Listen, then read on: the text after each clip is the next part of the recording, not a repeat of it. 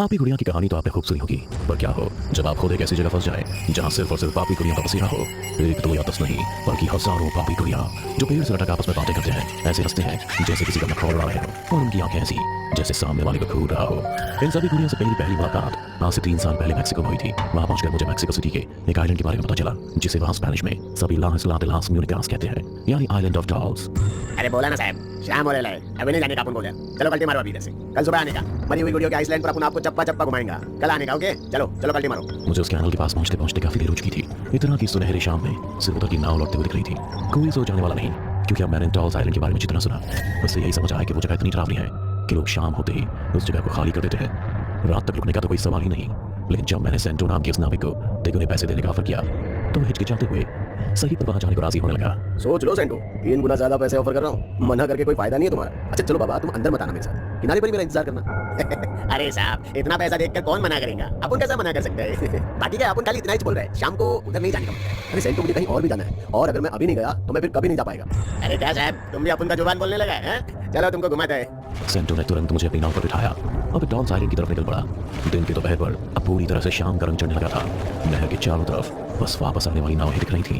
इधर मैं अकेला ही था जो सेंटो के साथ उस ओर पड़ते जा रहा था। शुरुआत में तो मुझे कुछ भी अजीब नहीं लगा, और जब रास्ते में कई दूसरे नाव वाले सेंटो से ये पूछने लगे कि वो सोर अभी क्यों जा रहा है तो मुझे थोड़ी चिंता लगी कि कहीं मैं जबरदस्ती उस ओर जाकर कुछ गलत तो नहीं कर रहा। मेरी ये चिंता तब और भी बढ़ जाती है जब सेंटो उनसे झूठ कहता कि वो वहां नहीं जा रहा, बस नहर में आगे तक घुमा कर ले आएगा। पर भी थे साहब, बहुत पहले ये जगह इतना खतरनाक नहीं था। अब उन लोग का बड़ा लोग बताता है कि इधर कोई जूलियन नाम का आदमी रहता था और उसके साथ ही ये सब शुरू हुई है। सेंटो की बात मुझे दिलचस्प लगी, इसलिए मैंने उससे पूरी कहानी बताने का जिक्र किया, जिसके चप्पू चलाते चलाते वो अपना मुंह भी पटर पटर चलाने लगा और सुनाई मुझे आज से कई साल पहले की वो दास्तां जब इस सुनसान टापू को कोई पूछने वाला भी नहीं था। तब जूलियन सल्ताना परेरा नाम का एक फकीर आदमी भटकते हुए यहाँ पहुंचा और इस आइलैंड को अपना ठिकाना बना लिया। उसके दिन तो गुजर जाते पर रात तक सर से सताए रखती अजीब अजीब सी आवाज और जानवर के प्रोग्राम की वजह से कभी कभी वो पूरी रात नहीं सो पाता था। फिर एक वो दिन आया जब सुबह ने ठीक से अपनी आंखें भी नहीं खोली थी कि तभी जूलियन के कानों में एक बच्ची की आवाज आने लगी। बचाओ, कोई मेरी गुड़िया को डूबने से बचाओ, कोई सुन रहा है क्या? जूलियन आँख खोलते ही साथ ही आवाज के पीछे भाग पड़ा। पास पहुंचाते पाया कि बच्ची किनारे पर छोड़ मेरी डॉल करते हुए धुंध से भरी नहर में चली गई और डूबने लगी। खुद को बचाने के लिए छटपटाने लगी। जूलियन उसे बचाने के लिए तेजी से उस ओर भागता है और फिर आकर सोचे नहर में कूद जाता है। और जब तक वो आया काफी देर हो चुकी थी। बच्ची पूरी तरह से पानी में डूब गई थी। जूलियन अंदर जाकर उसे ढूंढने लगा और जब काफी देर ढूंढने के बाद वो बच्ची नहीं मिली तो वो ऊपर आ गया और तभी उसके पास बच्ची की लाश तैरते हुए ऊपर आ गई। जूलियन उस बच्ची को लेकर बाहर तो आ गया और उसकी जान नहीं बच पाई। जूलियन ने उसे वहीं दफना दिया और वापस अपने झोपड़े में चला गया। सुबह से शाम हो गई और जूलियन की बेचैनी उसे सोने नहीं दे रही थी, इसलिए रात को वो फिर से उस बच्ची की कब्र के पास गया जहाँ से कोई और बच्ची बैठी दिखी। जूलियन भागता हुआ जब उसके पास पहुंचा तो देखता है कि वो गुड़िया है। जूलियन को उस गुड़िया को देखते ही गुस्सा आ गया। इस पापी गुड़िया के कारण उस बच्ची की जान चली गई और ये गुड़िया यहाँ कैसे? जूलियन इतना कहता हुआ उस गुड़िया को दूर नदी में फेंक देता है और वापस जाकर सोने की कोशिश करने लगता है। काफी मशक्कत की बात उसे नींद आती है, लेकिन सपने में उसे बार-बार उस लड़की की डूबती हुई झलकियां दिखाई देने लगी और फिर जैसे ही बेचैनी से उसकी आंखें खुली उसके सामने वही बच्ची बदहाल खड़ी होती है। उसकी आंखें लाल होती है और नाखून लंबे। कितनी प्यारी है मेरी गुड़िया, क्यों फेंका तुमने इसे जूलियन? तुम जिंदा हो बच्ची? नहीं जूलियन, मैं मर चुकी हूँ और अगर मेरी गुड़िया को दोबारा फेंका या उसका ख्याल नहीं रखा तो मैं तुम्हें भी मार दूंगी। इतना कहते ही उस बच्ची ने अपने दोनों हाथ से जूलियन का गला कर लिया और अपने दोनों हाथ उसके गले में चुभाने लगी। जूलियन के गले में धीमे धीमे खून रिसने लगा पर वो आ भी नहीं कर सका क्योंकि वो सदमे में था। ये देख करके अचानक से उसके साथ ही क्या होने लगा वो कुछ और डरता। उससे पहले उस बच्ची ने फिर से कहा, मेरी बात तुम समझे या नहीं जूलियन? हाँ, समझ गया, हाँ समझ गया मैं तुम्हारी बात। अब मेरा गला छोड़ो, अब मेरा गला छोड़ो तुम। बहुत अच्छे जूलियन, अब एक अच्छे अंकल की तरह मेरी गुड़िया को संभाल के रखना। बहुत प्यारी है मुझे मेरी गुड़िया, इसे कुछ मत होने देना। बदले में मैं तुम्हें कभी कुछ नहीं करूंगी और ना ही किसी को करने दूंगी, समझ गए ना जूलियन? इतना कहते ही वो बच्ची गायब हो गई और जूलियन भागता हुआ नहर के पास पहुंचा जहां उसने गुड़िया फेंकी थी। पर जब वो वहां पहुंचा तो देखा कि वो गुड़िया दोबारा से वहीं पड़ी थी जहां पिछली बार। जूलियन को लगा कि उसे इस गुड़िया से इतना प्यार है तो क्यों ना वो इसे यहीं सजा दे, इसलिए उसने उस गुड़िया को वहीं उसकी कब्र के पास एक पेड़ पर लटका दिया।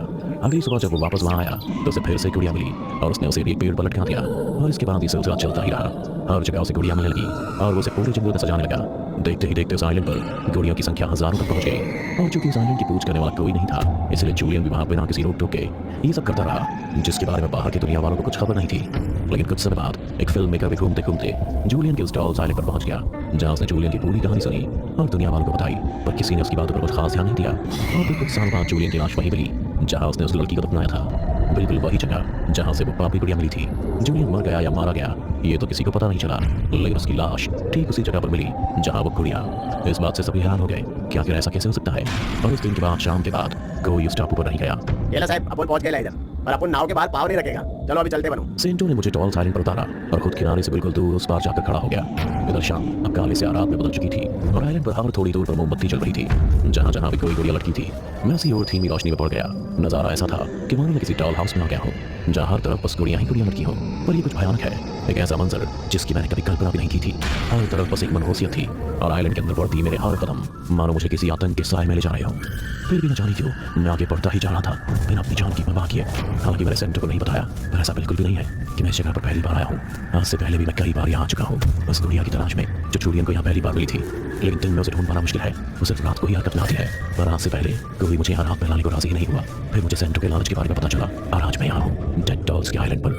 मैं वहाँ चारों ओर देखते हुए मुस्कुराने लगा क्योंकि काफी रात हो चुकी थी। फिर भी ना मुझे किसी गुड़िया के फुसफुसाने की आवाज आई और ना ही कोई डरावनी मुस्कुराहट। जो इधर आओ जो। मैं यहाँ ये सोचकर हंस रहा था कि सब बातें बकवास हैं, यहाँ भूत आत्मा जैसा कुछ भी नहीं। और तभी जब किसी ने मेरे नाम को फुसफुसाकर भयानक हंसी भरी तो डर के मारे मेरे रोंगटे खड़े हो गए। ये कौन है जिसने मुझे कहा? ये देखने जैसे ही मैं पीछे मुड़ा कि गुड़िया अचानक से रेंगते हुए तेजी से मेरी तरफ बढ़ी और मेरे पाँव को खींच घसीटते हुए इस कब्र के पास ले गई जहाँ उस बच्ची को दफनाया गया था। और उसके ऊपर वही गुड़िया थी जिसकी मुझे तलाश थी। पर मेरी हालत ऐसी थी कि मैं उठ भी नहीं सकता था। और जैसे ही मैंने उठकर उस गुड़िया की तरफ देखा तो दो लंबे नाखून वाले हाथों ने मेरे गले को जकड़ लिया। मेरी गुड़िया को परेशान किया तो जान से मार दूंगी। मेरे गले पर नाखून चुभाते वो हाथ और जैसे ही मेरे कान में शब्द गूंजे मैं डर के मारे निढाल हो वहीं गिर पड़ा। पर वो आवाज किसकी थी? कौन थी वो जो मुझे उस गुड़िया से दूर रखना चाहती है? और आखिर इस आइलैंड का क्या है राज? बताएंगे अगले एपिसोड में। पर उससे पहले आप पहले एपिसोड को ज्यादा से ज्यादा शेयर करें ताकि हम जल्द ही